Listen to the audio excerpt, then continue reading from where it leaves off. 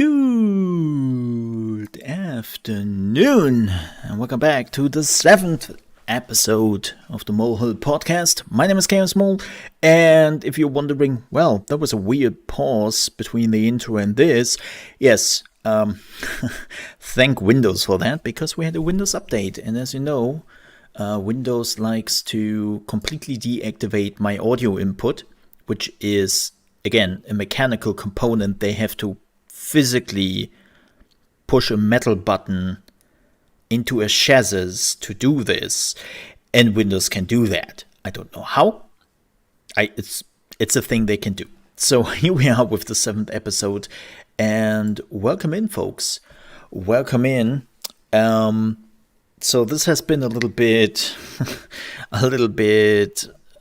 late, because this week was another I'm melting here week, and we have finally reached a point where you can basically live again. The heat has been absolutely horrible, all things considered, and I'm just really glad that it's now over, at least for a few days. The heat is coming back. It's just not okay. It's really not okay, especially I'm living in Europe here, I'm living in Germany, and with that we are living in a region who is not designed for long periods of heat, because we don't have that. I always hear like people from the USA in particular telling me like, oh, it's not really a big deal, I have my air conditioner, I just turn the air conditioner up, and it's like, yeah, the thing is though, we don't have that here. Like seriously.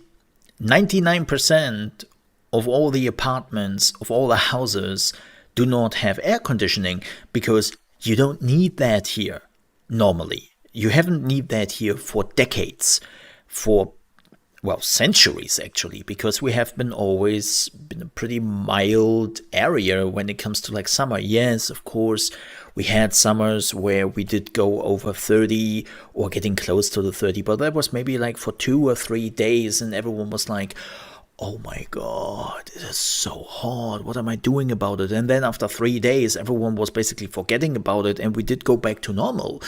But thanks to global warming, that is not happening anymore. We had now multiple summers back to back where we had heat for weeks, where lakes were drying out.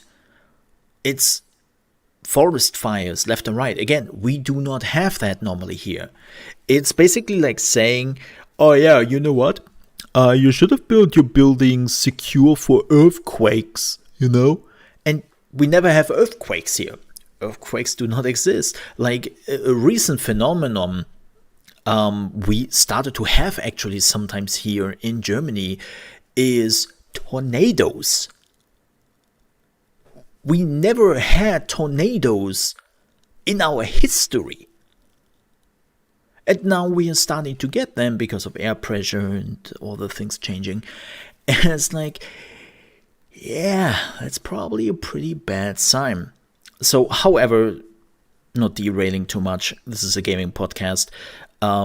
It's pretty warm in here. We have now a few days of, well, a breather, and then by the end of next week we are going back to this, well, FU, till the end of August. We are basically just having heat again, and it becomes really annoying. Like, the problem is not like the heat at the day. The problem is the heat at night. So, yeah. And hello, Chaos. Hello, welcome in. And everyone else looking in the channels, welcome in. I know people are pouring in right now. You get 10 to 25 tornadoes every year in Germany. Since when? What?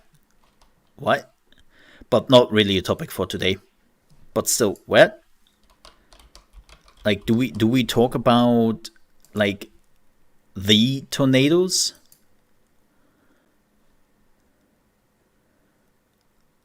Like, what? I don't... Yeah, that's not really... I'm looking at the list right now of tornadoes, and it's like, it's not. No, we started to have tornadoes, which is a problem. But if I'm looking at the list here, like, that's not. Last year we had 2. Last year we had 2, and those were F1s, apparently. Oh yeah, I'm talking about like Germany, and again, last year we had 2.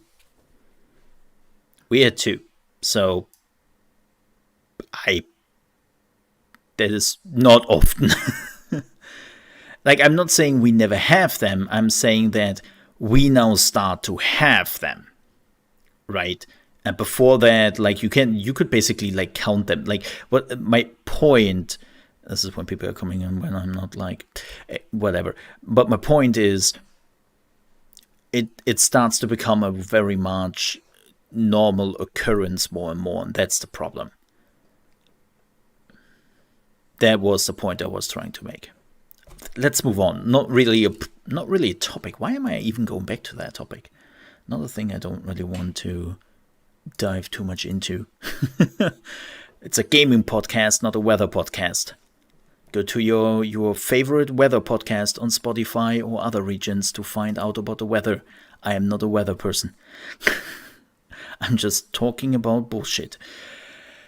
Alrighty. Now, today we have actually some topics for quite some times and quite some things.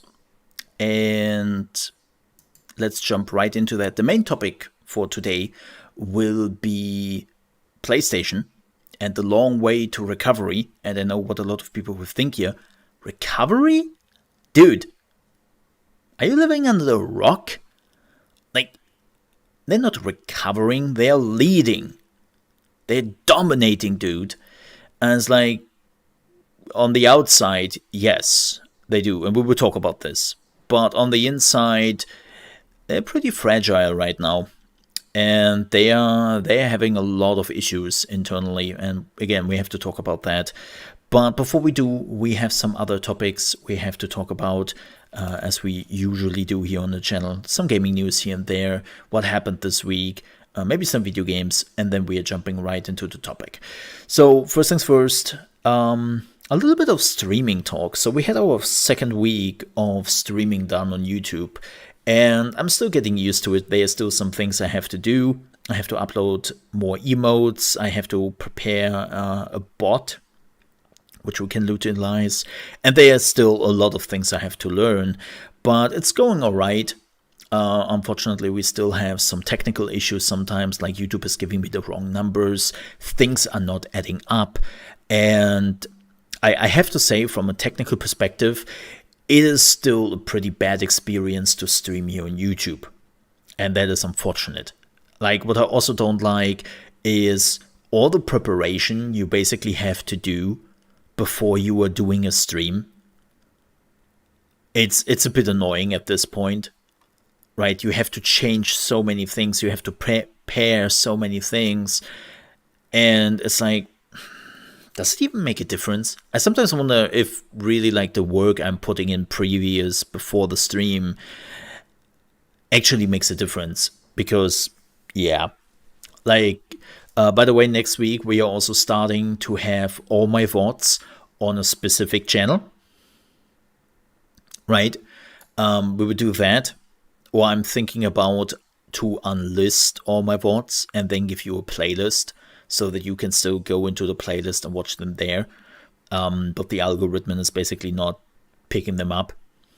We have to see exactly how I'm doing it. I'm still a little bit torn on what I want and what I don't want. But that is going on. So that's definitely a thing here. Because I can already say that the algorithm has been lowering my videos. Like, I can see it on my videos, how much the algorithm is presenting my videos to viewers. And it's not very great right now.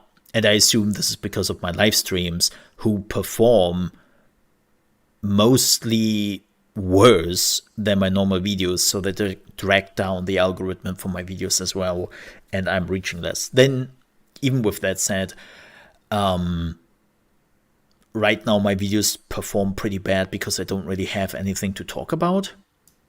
Right, this is one of the big changes I want to do with the channel.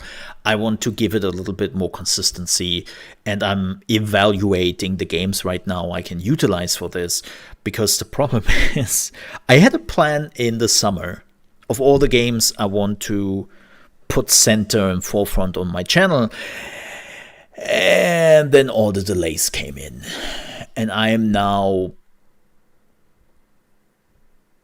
trying to figure out what I can utilize and what I can't. So thanks YouTube, I guess, and thanks for all the developers who are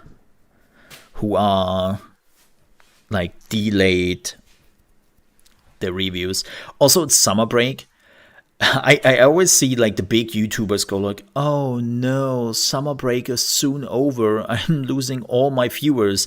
And all the small channels on YouTube go like, yay, summer break is over, I get my viewers back, woo!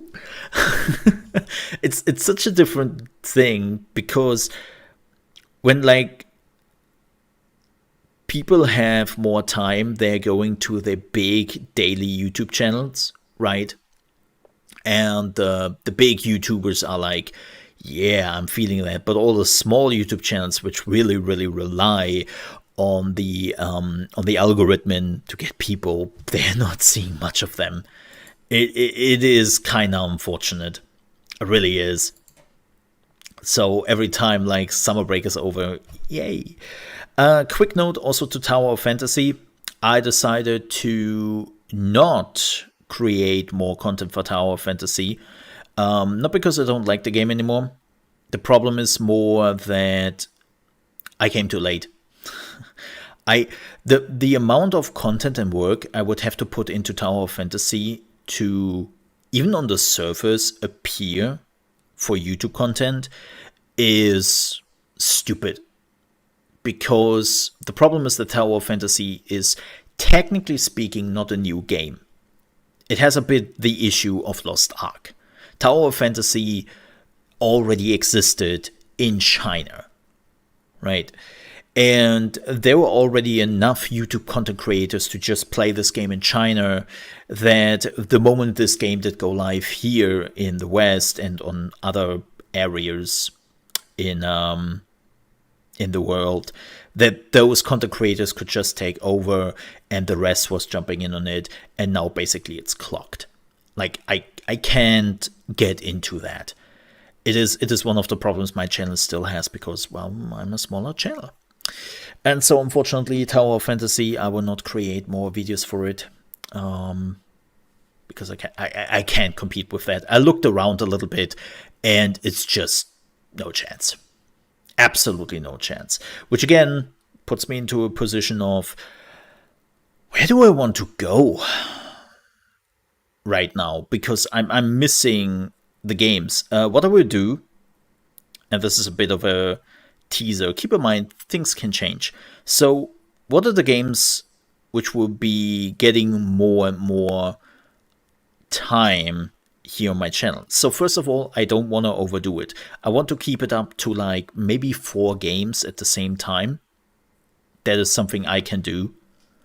But I don't really want to overdo it. So on the list for the games we have right now, Warhammer 40k Dark Tide. I will make more content for that, and we will start probably next week. That is definitely content there.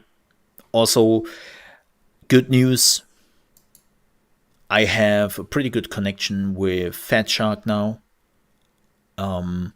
which is really helpful for content creation, right?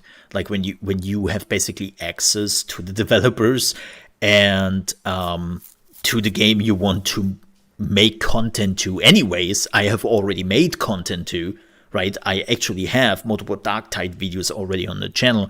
Of course, no gameplay really, because, well, nobody was able to do anything about that yet.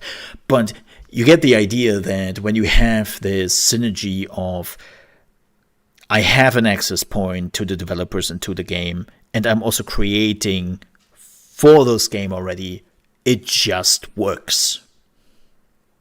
Right?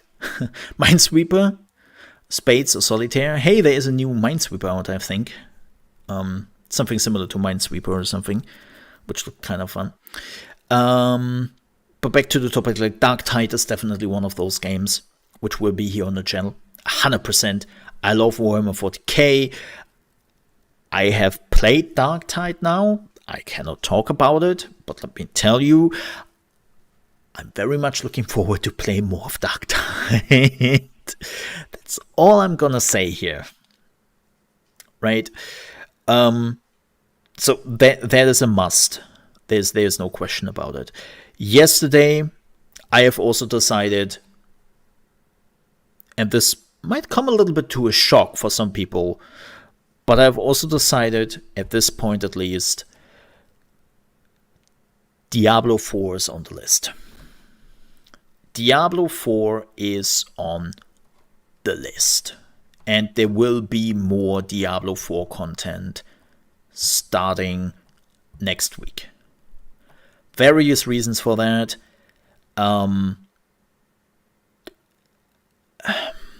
What I've seen from the updates, I really like.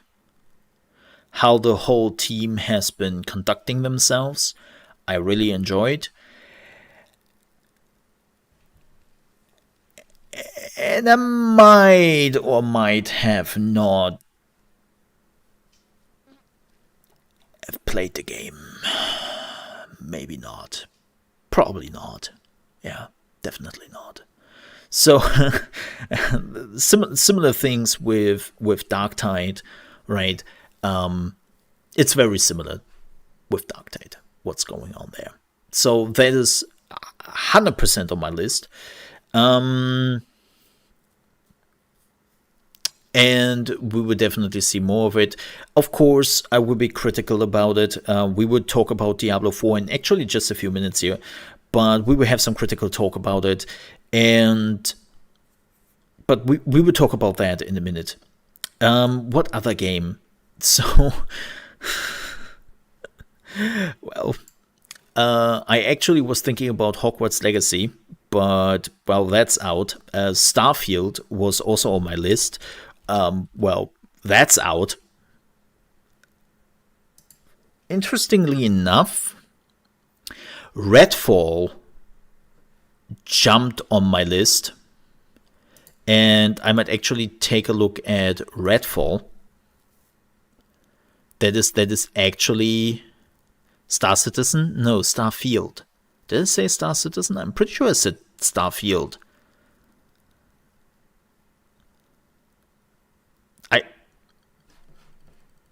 And also, hey Gory.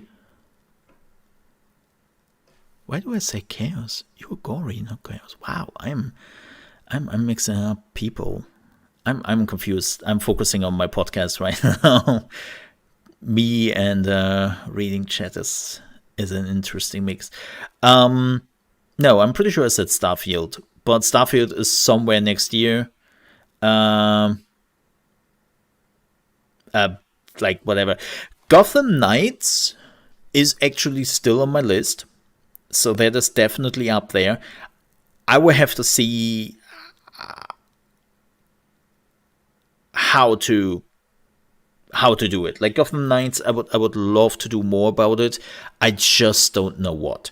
So those are basically the games which are flying around and which will probably be seen more in the channel. But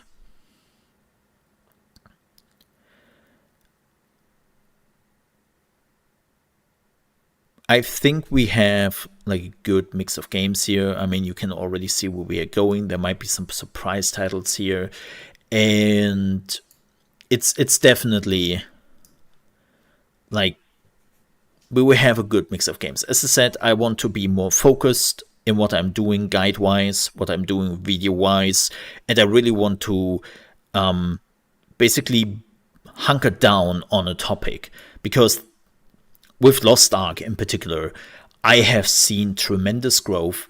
I have seen that people are really interested, and that there is YouTube who is also awarding this kind of consistency you were doing with your content, right? Like, I just have to look at all my Lost Ark numbers and I just see growth, interest, like tons of likes, tons of views, lots of people watch the videos from the beginning to the end. Like, it's just, you see those Lost Ark numbers and you go, wow, this was great. Then I would say, why you not continue to do Lost Ark? Because I'm kind of done with Lost Ark. I know people will be like, Mole, you have been hyped for the game for years. Yeah, but I have also playing it for years. Like, keep in mind, I have played in the other regions. And for me, Lost Ark has reached a point where I'm just like, yeah, I might jump in now and then. Like, funny enough, one of the things which really annoy me with jumping into the game are the long boot up times, where it takes like 2 to 3 minutes to get into the game, because it's shitty in that regard. And yeah, I'm just not, I'm done with Lost Ark. Let's just say that. I'm done with Lost Ark. And again, I'm not saying I'm sticking with Darktide for all eternity. I'm not saying I'm sticking with Diablo 4 in all eternity. Funny. It's just, I move on to other games. You know that by now. But I want to have a little bit more consistency when it comes to my YouTube videos. Live streaming, I try also a little bit more to be consistent there with games which I'm also doing on my YouTube channel. But right now it's the Wild West, because there's no real games out there I want to play, right? It's like all a big mix of, let's play this a little bit, let's play that a little bit, and then move on to the next one. So, speaking of which, we have played Super People yesterday, the final beta. And believe it or not, I actually enjoyed myself. In Super People. I'm not a BR fan, I'm not a BR player, but Super People had something going for it. The only thing which annoys me pretty much, and this is something they said already, they specifically changed in the final beta, and I don't like it one bit, is the TTK, the time to kill, right? Like, you're dying so quickly in this game. Like, even further away, I had some shots of like 100 meters or something with an AR, like having 2 shots at the enemy and then they were dead. You also have a problem with feeling a little bit the impact sometimes, and it's a very bad combination of, dude, I died in 2 shots by body shots. I had a vest on, I had full health.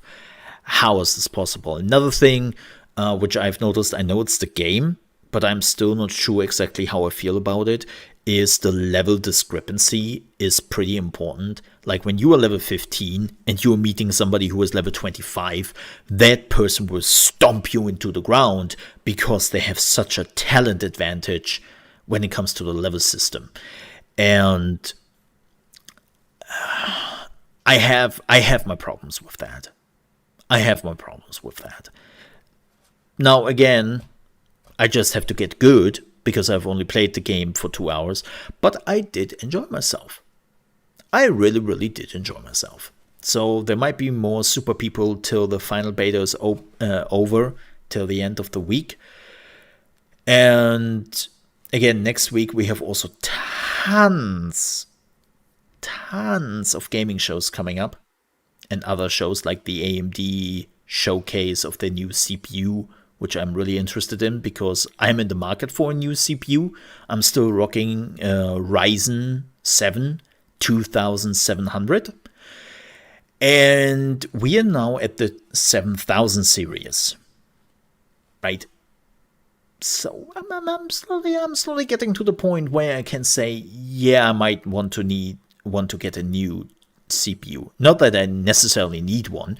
Like, I'm playing Spider-Man right now, the remastered on PC, cranked up everything, ray tracing on, and Sure, it does eat my hardware, as it should be, but my hardware can keep up.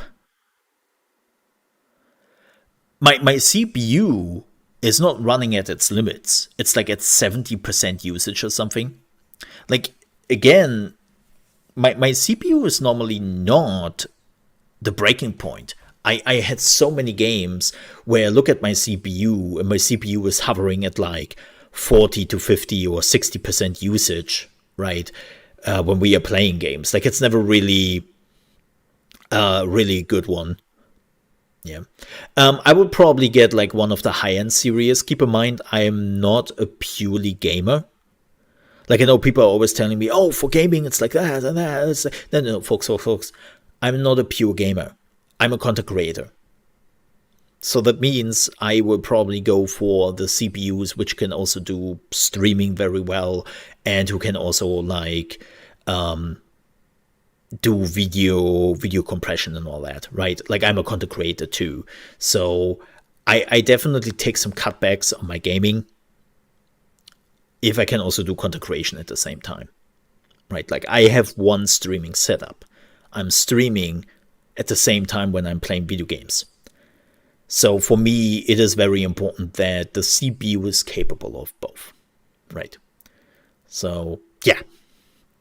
And again, like with the new AMD, we already know I need a new motherboard, which I would gladly do because my motherboard is broken, shitty. I don't know how to explain it. The boosting of the RAM doesn't work well. Let's just say that it doesn't work well. The boosting of the RAM, the overclocking, it's pretty annoying.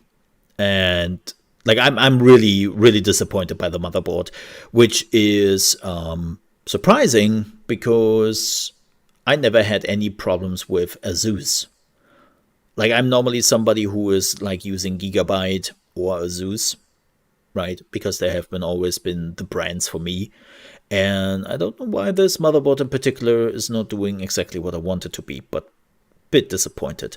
But yeah, I need a new motherboard for the new CPU series. Anyways, I need new RAM. Good news, RAM prices are going down, even for the DDR5, which is good. Like, we are finally going into territory where I'm willing to put down a certain amount of money for 32 gigabyte of RAM. So that's great because you cannot use the DDR4 RAM anymore. But all in all, I think it's time for a hardware refresh, and I will do that with the 7000 series. Now, I will not probably do that at release because I'm pretty sure getting a CPU at that point will be kind of tough. But yeah, it will probably be by the beginning of next year. As I said, I'm not in need of a new CPU. I'm at the point where I want a new CPU. So that's good. But yeah, this is all coming up next week. Looking forward to it. We will mostly watch everything live. Yeah, I will just do that. But streaming in general, I'm still pretty happy with the streaming we are doing here on YouTube. That's a good thing. Speaking of streaming, I will not show the video. You can watch the video yourself on my Twitter account. But I posted a video of a Twitch streamer who has been on Twitch for 12 years, where it was still basically Justin TV, who got the partnership 12 years ago, who is definitely one of the bigger channels, and in certain circles, the name is well known, right? And that person has been doing full-time streaming for 12 years, basically. And he made a video where he basically talked about what he's trying to do. He is going on a break as well for like 2 weeks at least, and is just relaxing a bit. But he said at the point like, hey, when I'm coming back, there will be also some changes. I'm trying to focus on stuff and so on and so forth. But the numbers have been bad. Like all his analytics were going down. And he has been basically at the point where he has to turn the ship around, or he has to look for something else. That is kind of crazy when you think about it. After 12 years of streaming and being in the position that person was, reaching the point where you have to say, okay, I have to make the cut here at some point, that's pretty severe, and I think shows a problem with content creation in general. Like, we see more and more streamers fanning out using TikTok, YouTube, Instagram. Like, they're using more and more avenues to get people into their channels if you're not like a superstar, right? I'm not talking about the cream of the crop when it comes to like content creation who have like millions and millions and millions of subscribers. I'm not talking about the top 0.1%, right? I'm talking about I have established myself and I'm doing okay streamers. And that is not a good sign. No, really. It shows that the job content creator is definitely in some upheaval right now. That there are like big changes going along, and we will see where it goes. I have to say, with this particular streamer, I've been watching this guy for 7 years. And I have to admit, he became sometimes a little bit unbearable.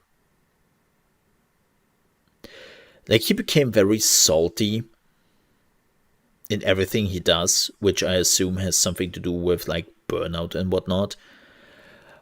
But you could feel how the streaming quality was plummeting and how he sometimes was aggressive to his community. And it was just like, dude, why do you react how you react right now? That's not okay. Like, there were some smaller things in games where he died to like a boss or something on the first try, and then he was like blasting somebody in chat, and it was just like, dude, no, you cannot do that. And why am I telling you that? Because it's kind of interesting for me, because I have to admit, before my break, I think it was similar. I think I have reached the same point in my streaming a bit, where I maybe was a little bit too salty sometimes, and I was a bit too... how to put it? Annoying? Like, I definitely, looking back at the streams before my break, I definitely had the feeling that the quality was low, and that had to do especially with me just being not in a great mindset, right? I was not in a great mindset, and I sometimes even had the feeling that I was salty towards you, right? And that is a no-go. That is unprofessional at the very least, and especially because I know a lot of people for quite some time, that is also a no-go. So I felt kind of bad about it, and it really did hit me when I had my break that I maybe was just a salty bitch. I'm truly sorry about that, and I have to get better at that. Like, I don't have to overcome myself with like those type of reactions. And Mnemonic Man, thank you so much for joining the Trebuchet experience, and enjoy your Trebuchet and the emotes I have to upload. Thank you very much, man, and welcome to the VIP castle. I hope you enjoy your stay, man. Thank you so much for the continuous support. I really, really do appreciate that. If the shoe fits. No, like, it did fit. Gory, you were not there, but I'm a self-aware person. Thankfully or regrettably, however you want to call it. But I'm somebody who takes every action I'm taking, analyzing it, and basically watch myself doing stuff. It's a great characteristic for some things. It's a horrible characteristic for social interactions and being with people. Like, as most of you know, I am basically going to a psychologist, right? Once a month, I'm going there, and I've been doing this now for years. I haven't really talked about it for like 1 or 2 years, but I've been doing this for years before that. And like, we of course also talk about streaming, and the things I'm telling my doctor there, she is like, whoa, yeah, I can see where this is all coming from.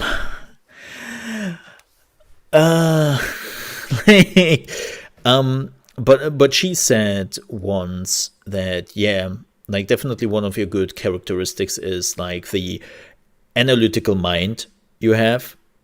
Like, you are very quick to catch on to things, and then you are analyzing it to the ground, which is great for what you're doing, but it also it gets in the way of being a very social person and just living for the moment sometimes, right? And so I had the feeling that whenever I had my streams before my break, I was very analytical about everything, and I was always like, oh, what did the person mean with what they just said? Like, what did they mean with that? And it's like, there's no need to do that level of analysis at all, because it's just banter, it's just chatting. And again, I needed the break. I needed the break is my point. Glad that I did it, and it helped. I definitely feel that the quality of my streams did go up again, that I am much more happier in my mental mindset, and that I just have reached a point where I can hit the stream button without feeling the tension, you know? And so, yeah. And again, for everyone, like, you know what annoys me? Let me do some stuff here. Man, there we go. That's better. I'm more on the focus point. But yeah, again, I think taking a break is sometimes something streamers have to do more. Not taking breaks is a very bad thing for some people. So, yeah. But let's talk a little bit about the gaming news. We had like multiple big news the week. The biggest one was definitely Embracer Group buying Lord of the Rings and The Hobbit and everything Tolkien related. Like, they're now owning everything. The books, the movies, the TV shows, the games. Like, they are now the sole owner of the IP. Saw some people which were concerned about the Amazon TV show. They were concerned about like some games and some other things in the plans. I was like, don't you worry too much about this. I don't think that Embracer Group will stop this because they're getting the money from that, right? And also they have contracts. There's a reason why when Microsoft has been buying publisher studios who were doing like things for PlayStation, why they always honor those contracts. Because A, it makes you look like a very shady business if you are breaking contracts. B, it would have been expensive. Like, jumping out of the contract, I have seen some people literally asking the question like, oh my god, does that mean the Amazon Lord of the Rings show coming out in 2 weeks is cancelled? I was like, what? No, of course not. If they would try to do that, I think this would be one of the most epic lawsuits you have ever seen in history.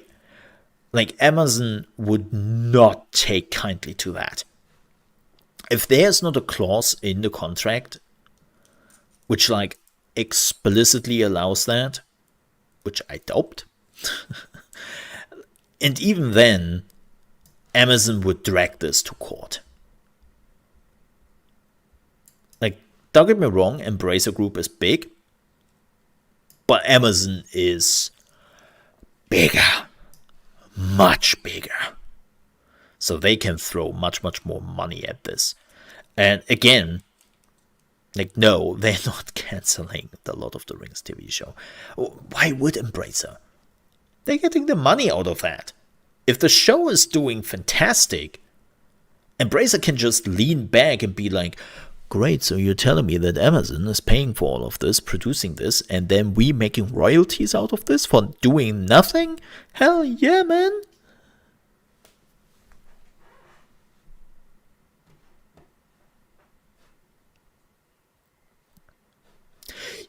Well, yeah, they do not have the rights in the way of like producing stuff, but they are still like the owners of Lord of the Rings, right? Like, that's like, yes, you're absolutely right. I have just seen people on the internet going like, yeah, what if like, no, through contracts and all, Amazon is now, it's the same with like movies and some of the games Warner Brothers had, right?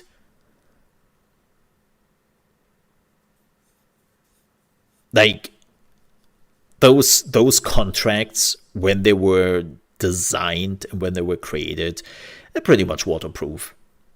And again, like I said before, Embracer Group has no interest in this because in the end, they will make some money out of it because they are now the IP holders.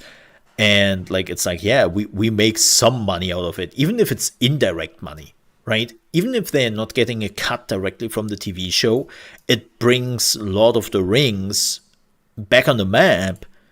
And then when they are pushing out products like games or whatever, people have a higher interest. This is something what good old Sapkowski, the creator of the Witcher series, never fully understood. That the games brought the Witcher IP on the map, and people were like, oh shit, they're books. Let's read the books. Oh my god, The Witcher is amazing. Let's have a TV show on Netflix about it. Right? Like, sure, I'm pretty sure that Sapkowski has not planned for that, but there was indirect money he got from this. Because the brand was growing, and the same will happen like for Embracer. Like, even if they're not making direct money from all of this, they will if the show is successful, and then 2 years later they're pushing out like a new Lord of the Rings game, and people are like, oh my god, yeah, the new season of Lord of the Rings just happened last week, it was amazing, let's buy this. There is no reason for Embracer to do anything about it. But it's still a pretty big thing. We also know now how much actually Embracer paid for this, and I'm a little bit shocked by how cheap it was in the end. It was only 770 million US dollars, or around that figure. And I would have expected much more. I would have expected so much more than just 770 million US dollars for the whole Lord of the Rings thing and The Hobbit and everything J.R. Tolkien did. Yeah, I'm actually kind of surprised that nobody has, like Amazon, for an example, has bought that, right? First of all, Embracer didn't want to give out the money, right? They didn't want to talk about it, but then they had to basically put it into their shareholder briefing, like, yeah, the transaction we did today, not naming any names, did cost us around 770 million US dollars. I was like, dude, what? Like, you didn't do a lot of transactions today. It's like, yeah, of course, we know what this money was for. It's a bit funny. But yeah, it's kind of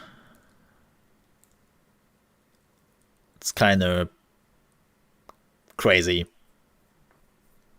So yeah, 770 million US dollars. I would have thought it would be worth more, but apparently it wasn't. Apparently it was just worth that much. So,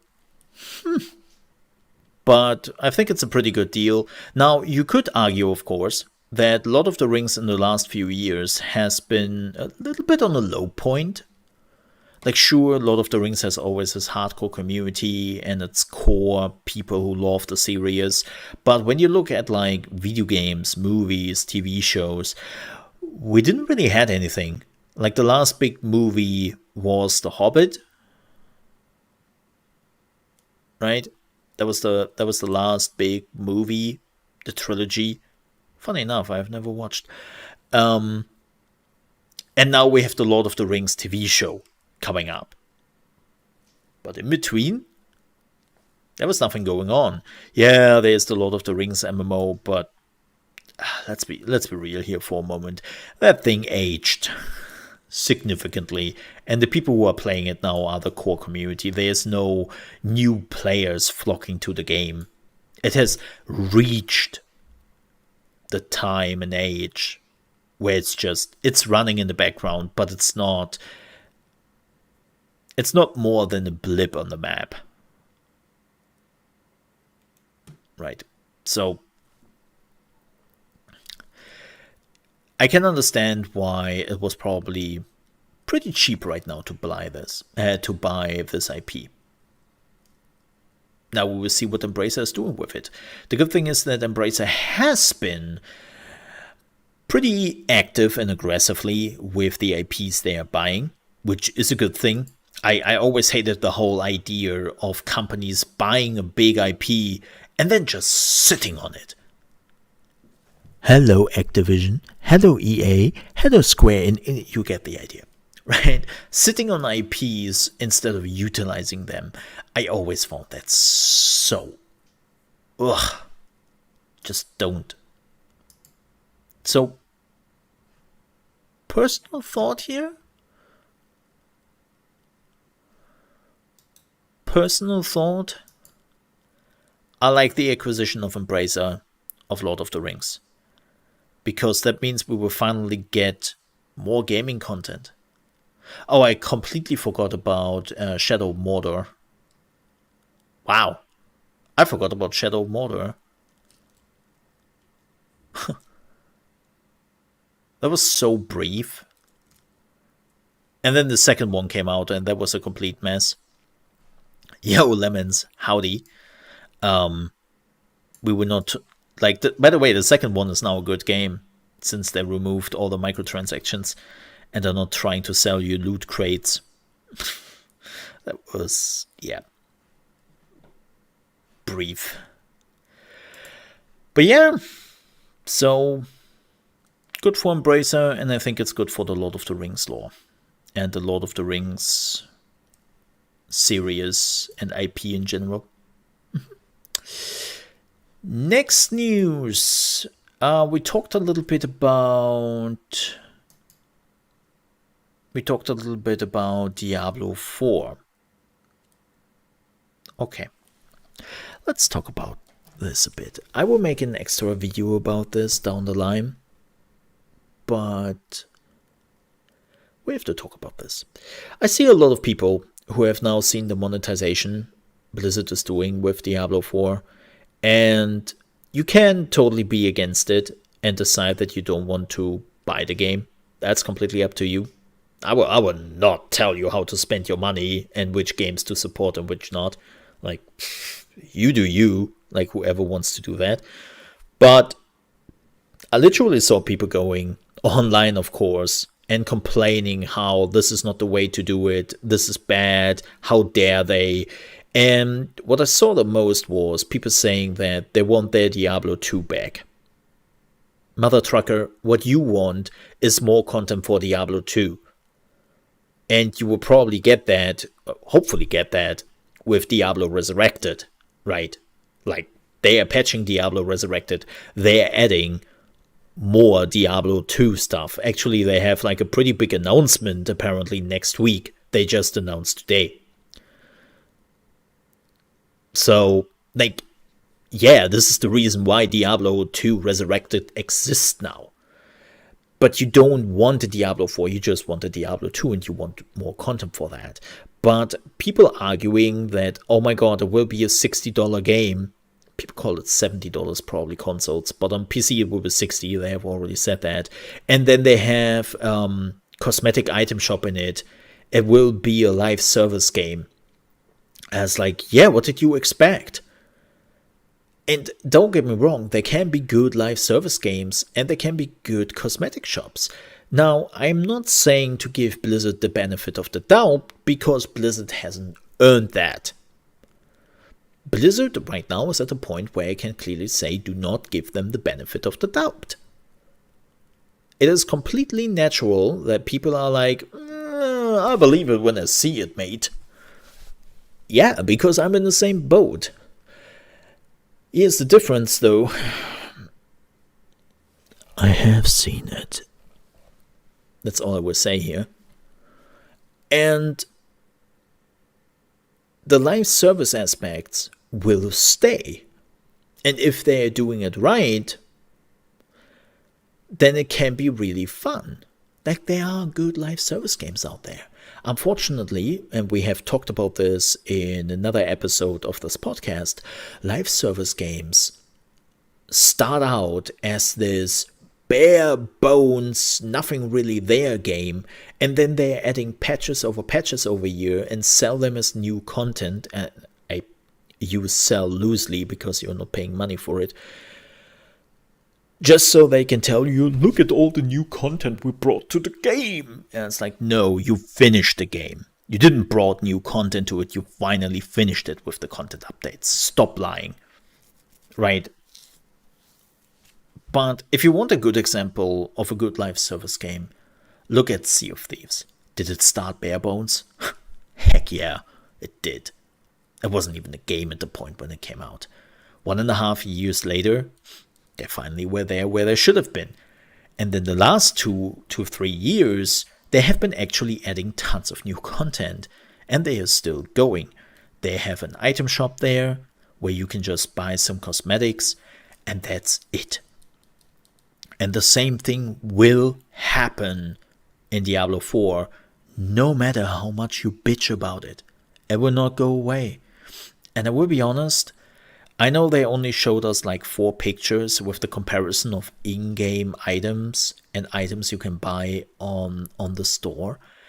And it's like, I think it was a pretty good comparison.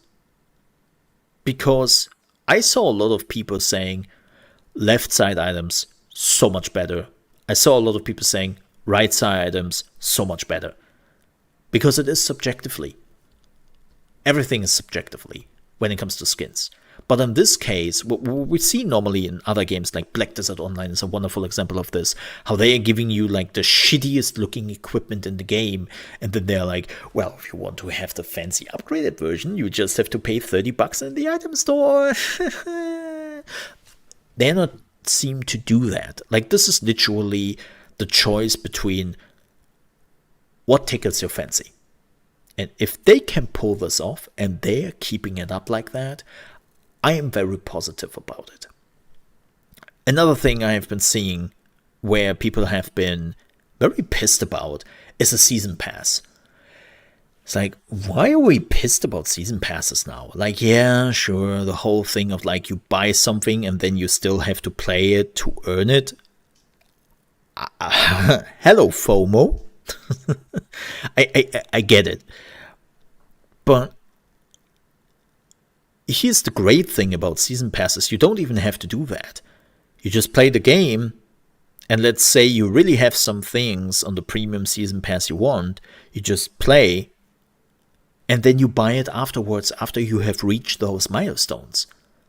Like, you don't have to buy the season pass first before you unlocking the parts of the season pass. That's a great thing. You can just play the free season pass and then buy the premium one afterwards, and then you still unlock all the things you have already unlocked. So, again, just play it safe. Another thing I've been seeing was boosters. Like, people have been complaining about the boosters hardcore. And I was reading a little bit more into the boosters, and I think a lot of people haven't understood how the boosters will work. So first things first, at this point in time, we will see in a few months and years, but at this point in time, boosters will only be there in the season pass, and they will only be available through the free season pass. You cannot spend any money to get more or to get faster to those boosters. You can't. I know people are now arguing, but what is when Blizzard is lying? I get it. But let's just going in a discussion with a mindset that everyone is lying the whole time. That's not good. That's not healthy. You can do that in politics, but video games shouldn't be politics in that regard. So that's just taking what the Diablo IV team has been doing over the last few years. They have been very open and honest. I say specifically Diablo IV team because I don't want to be on the Diablo Immortal team right now. It's a different topic. But as I said, like, they told us, boosters, you cannot get them faster by spending money. You cannot get more by spending money. You just get them by playing the season pass. And it also sounded like, from what I have gathered from comments, like tweets and whatnot from the developers, that they said, hey, apparently they will still offer a way where you don't have to play through the story over and over again, like in adventure mode, like in Diablo 3. That will apparently still exist in Diablo 4 in the seasons. It is really just that you can reach levels faster. It also seems like they made it very clear that endgame will function very much like Diablo 2. Like Diablo 3, you wanted to reach the endgame, and you wanted to reach max level as quickly as possible so that you can use the Paragon system, that you have all those systems in place and that you can finally utilize them, and that you can actually play the endgame, right? Leveling in Diablo 3 was very much like World of Warcraft in that regard. Reach max level to actually get to the end game, right? Diablo 4 will not have that. They have already announced that you will probably reach the end game at about level 45. About that, there will be 35 hours in the game, they have stated. And we don't know what the max level is yet, but we know that at least it goes up to level 70. So endgame starts with 45 and at least goes to 70. I wouldn't be surprised if we see 90 or 100 again, like in Diablo 2. So that means endgame starts relatively early, and then leveling is just a process which is happening on the sideways, right? Like in Diablo 2. And I'm okay with that. Like, again, don't go, by the way, to the Diablo Reddit. It is so bad. Like, people really hate on that game without having played it yet. And they're using the most weird arguments for that. Yeah. But again, a season pass will not go away. The microtransactions will not go away. The live service idea they have, well, technically they already had live service ambitions with Diablo 2 back in the day. It wasn't just called that, and it was on a much smaller scale, but that will also not go away. You arrange with it, or you move on. That's the two options you have. It's the same with me in Assassin's Creed. I don't like the new direction Assassin's Creed did go, and I moved away. Sucks a bit, because I really like the old Assassin's Creeds, not the RPG mishmash they're doing now. But it makes the money. And with that, and people enjoy it, it gets high reviews whenever there's a new one coming out. Why would they change things? So, I'm not saying give Diablo 4 a chance,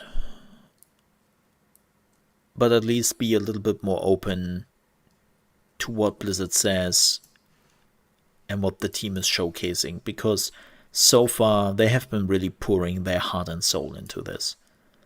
I don't know which team is exactly working on Diablo 4, but it seems to be the most genuine team I have seen at Blizzard for a while.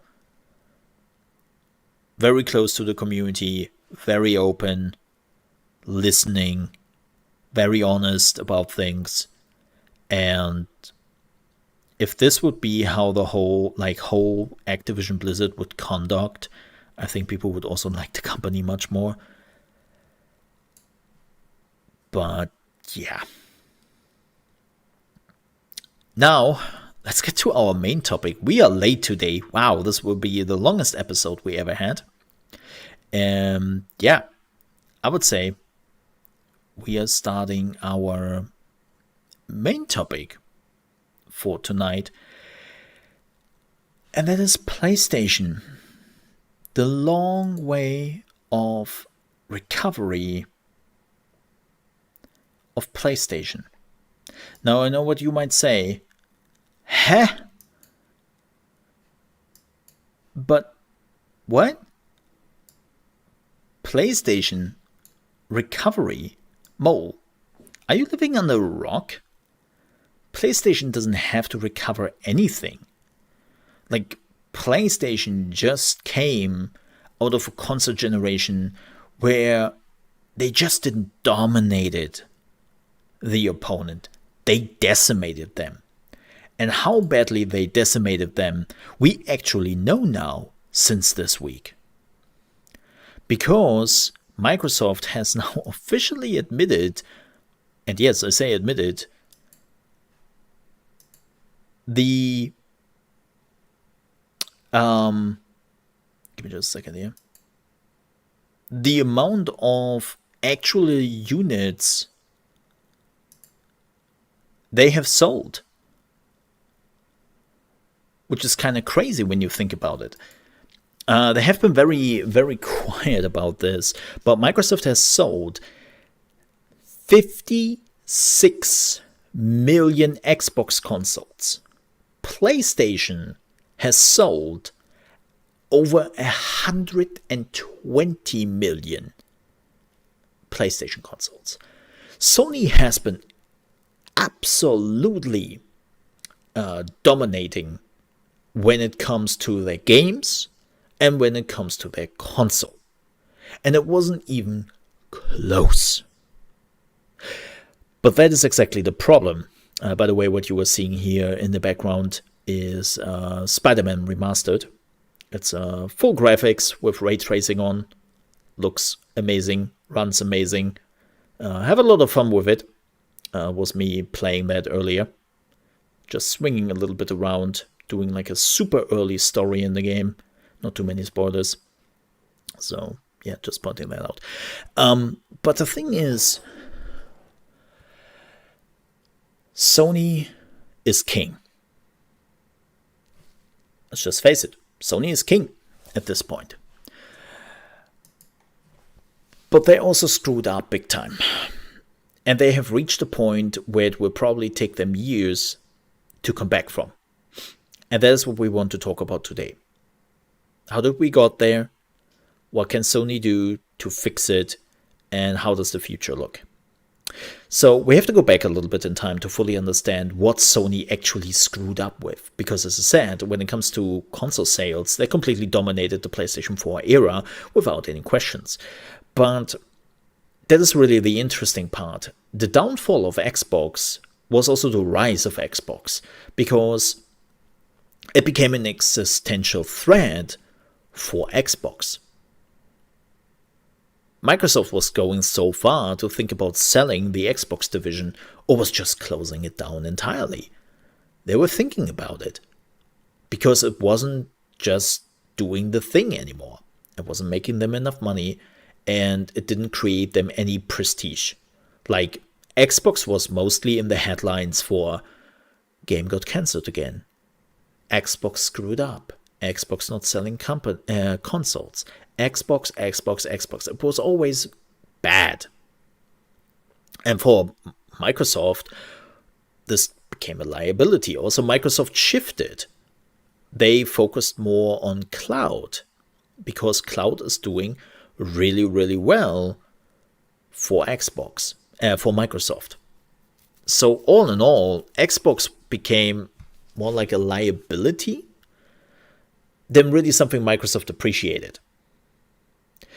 But because of that, and then of course the rise of Phil Spencer and his new team, things changed dramatically at Xbox. They completely reshuffled what Xbox is standing for. And now Xbox is not a console anymore. Xbox is a brand. And that brand is everywhere. Sony, though, on the other hand, PlayStation is just PlayStation. When you talk about PlayStation, you talk about the console. That's it. It's like, yeah, PlayStation, right? PlayStation 4, PlayStation 5. And that's a problem. That's a huge problem. Because all in all, PlayStation 4 was actually not so great. Right? Well, they sold over 120 million consoles. Yeah, that's not a lot. It gets even crazier when you look back in time and you look at the PlayStation 2. The PlayStation 2 also managed to sell over 120 million consoles. And that was at a time where a lot of regions didn't want to buy any consoles, couldn't buy any consoles for like money reasons, or like in China, consoles were actually banned till 2016. They were officially banned in China.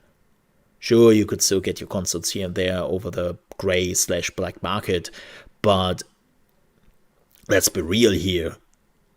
It didn't even make a dent in the numbers. Like again, Africa, Asia, South America, all those regions were not even available to Sony when the PlayStation 2 came around, and then they sold so many numbers. With PlayStation 4, that changed dramatically. There were a lot of people which now had the money and the interest to buy that consoles, but it didn't really boost the numbers for PlayStation. They still leveled out at around 120 million consoles sold. And there have been now predictions and calculations that in just a few years, we will have over 2 billion gamers worldwide. When you say you have sold over 120 million consoles, you didn't even sell 10%. You didn't even reach 10% of the gamers. So that's a problem. And Microsoft reacted to that much sooner, especially because in some of those regions, like Asia is a wonderful example of this, consoles do not matter. I know that's a hard pill to swallow, but consoles do not matter for most of them. It's the mobile market which is dominating. And the second biggest market for gaming there is PC. PC is the number 2. So as long as you are not on mobile through cloud or through your own mobile games, or not at least on the PC, you don't exist. Yeah, but Mo, this would change, of course. Look, just wait till enough PlayStations are available and the new God of War is coming out. Why would it? Like, here's the problem. Here's the mistake some people make when they say this. You associate your brand awareness with the brand awareness in those regions. For a lot of people in, again, South America, Africa, Asia, Kratos doesn't ring a bell as it does here. Master Chief? Not really. Even Mario? Not too much. Because all those regions and all those people grew up without the brand awareness. They've never played any of the God of War games. I've never played any of the Halo games, even though some of the Halo games were on PC, so the chances were a little bit higher than that. But the problem is that when a product is not available in your country, you start pretty quickly not to care for said brand. Like, it's just how it works. Like, I remember back a few years ago when Disney Plus became a thing and everyone was like, oh my god, like Disney Plus, The Mandalorian, oh, it's so great, oh my god, you have to get it. It wasn't available in Europe for at least another year. So most people were just going like, it doesn't exist in my region, I don't care, let's move on here. Right? And the same is true when you have a console and games not being available for decades. You just don't care for the brand. But now they are available. Yeah, but they still don't have like the brand power. And it's a hard work. I know we are not really talking too much about it, and it's mostly a side note on a lot of like the investor calls from PlayStation.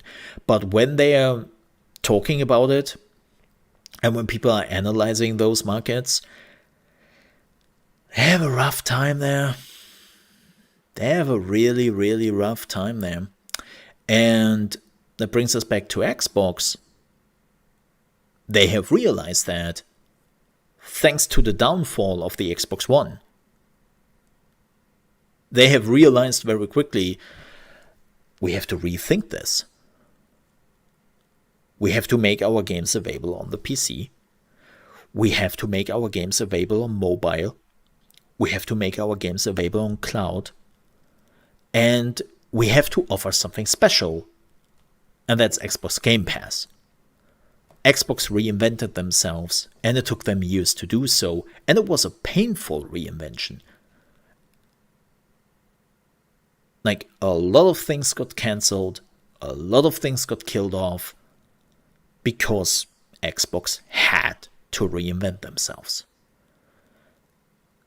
Now, PlayStation, on the other hand, they came just out from a high. PlayStation 4 did amazing. Their single-player story games are held in high regards. And now they have to diversify. to reach more people. No, they don't have to diversify more. No. Yes, they do. Unfortunately, that's how capitalism works, and that's how like shareholders work. I'm not a fan of it, but that's how the world works, right? You have to make the shareholders happy, or they make you very unhappy. Like, that's how it goes. They want more money, so you have to grow. Again, not starting a discussion about like how good that is and what you can do about it and all that. It's just how it goes right now, and Sony has to play that game. And Sony is starting to do it. They reshuffled their PlayStation Plus and PlayStation Now to have like a cloud thing and something similar to Game Pass. It's still not as good as Game Pass, and the cloud is still a little bit finicky and all that. But they are working on that right now. They are bringing their games now to the PC. And to be completely honest here, buying Nixes was a very smart and quick decision they could do. Because when you look at Xbox, how they are doing it, most of the games are also developed for the PC at the same time, right? The studios are working on the PC version at the same time, sometimes even with priority. PlayStation studios are not doing this right now. The PlayStation is the priority. They're developing for PlayStation. So they just looked for an alternative, and that was Nixes. Nixes is now porting like the PlayStation games to the PC, and they're doing an outstanding job. Like Spider-Man Remastered, which you can see in the background, is one of the best PC ports of a console game I've ever seen in my life, if not even the best. It runs well, it gives you tons of options, it just thinks from a PC perspective. And it does that so well that you think like, whoa, this game was developed for PC first, right? No, Nixes just did a fantastic job. And we will see more of that, of course. And I can guarantee you that we will see day and date releases on PC with the console at some point. Especially when console sales in all the regions I've mentioned before are not picking up. And the same goes with cloud gaming. PlayStation has to figure out much more there because, well, they also don't have their own cloud division. They're actually working with Microsoft together when it comes to that. And the cloud offering plus their PlayStation Plus thingy is still not there where it could be. Like, PlayStation is basically at the point where Xbox have been 6 years ago. The problem is, and I know this sounds weird, but Xbox had the luxury to take their time. Because they knew they failed with the Xbox One, all eyes are on PlayStation, and they can just try out things. They can just test things. If they fail, if they're not working out, rip Mixer. They can just pretend it never happened, close it down, and move on. Pretty easy for them. But if you were in the main spotlight and all eyes are on you, and you still have to deliver on what you have been good for in the last few years, but you also have to do like a pretty big company transformation for the future. Ooh, that's rough. And we see Sony struggling. It's not like they're executing all of this perfectly. They've already done mistakes. Like, again, the PlayStation Plus offering is a mess for a lot of people. And they didn't swap anything. They just stay with the I can play online thing and moved on. Because it was confusing to people. Right? Like, another thing we have been seeing is that now Sony is asking $70 or even €80 from people, And a lot of studios are not doing it right now. Like, especially right now, this is a real problem, because if you're looking at our economy right now, people are a little bit of a pinch when it comes to having extra money on the sideways. So paying another $10 more, or even €20 more, which is absolutely insane, is not what a lot of people can do. And Sony is aware of it. This is the most fascinating thing. Sony has already admitted that they are afraid of this development. They haven't said it directly, but they said, hey, Xbox Game Pass, that's a real danger for us. And it is because, think about it, a new Call of Duty is coming out. And it will also come to PlayStation. Microsoft will not make it exclusive. It will come to PlayStation. They're like, yeah, pay $70/€80 for this. Or get it on Game Pass for $10 a month. Plus hundreds of other games. What will you do? Most people will say, yeah, well, I'm going with Game Pass. So again, for Sony, that is a real danger. And they admitted themselves that they don't really have an answer right now. They said, hey, please step in here with the Activision Blizzard takeover, because we haven't really found a competitor for Xbox Game Pass yet. I was like, well, that sounds like a you problem, but sure. But again, like, Sony really has to do a lot of work. The work Xbox has been doing for years. Mostly in the shadows, because again, the spotlight was on PlayStation and how well they are performing with the PlayStation 4. And now the party is over. And PlayStation is looking at all the work which has to be done and is starting to sweat. Will they come back from this? Of course.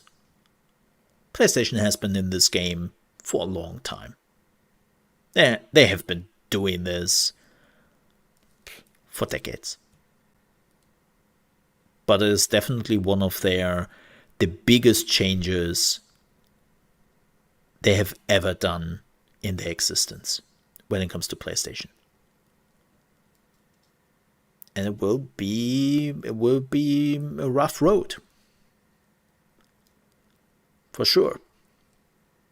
But I'm pretty sure they can manage. Now, how long it will take? I don't know. We will see.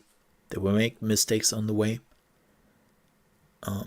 I hope they will innovate a little bit and not just trying to be different than Xbox just so they can say we are different, right? But I'm pretty sure they will come back from this, and they will have some great offerings for mobile gamers, PC gamers, and console gamers like Xbox does. With that said, we are at the end of the podcast. If you enjoyed this episode, even though it was a pretty long one, I would appreciate if you leave a like. If you're watching this on YouTube or wherever you're watching it and you can subscribe to the podcast and to the channel, I would definitely appreciate that as well. If you are watching this on Patreon, because you're one of my Patreon supporters, this will, of course, be the ad-free version. Keep in mind that if you are listening or watching somewhere else, you might have ads. If you want to support me on Patreon to get access to the ad-free version and some other nice perks, you can check me out on patreon.com/ChaosMole, and all that money is going directly into my streaming efforts, content creation, and of course, this podcast. So again, thank you so much for listening. Thank you so much for the support. And I will see you on Tuesday. Man, it's in just a few days with a new topic and all a new podcast. Again, thank you so much for watching. Have a great weekend, or whenever you're listening to this, have a great day. Stay safe. And I hope I see you next time. Till then, have a good one. Bye-bye. Ka-ching. And for all the people who are watching here on YouTube, again, thank you so much for watching. I see you on Monday for the next live stream. Maybe I'll come back for an extra stream. No promises, but I'm thinking about it. Maybe some super people. I actually enjoyed myself. With that said, have a good one, folks. Stay safe. Bye-bye.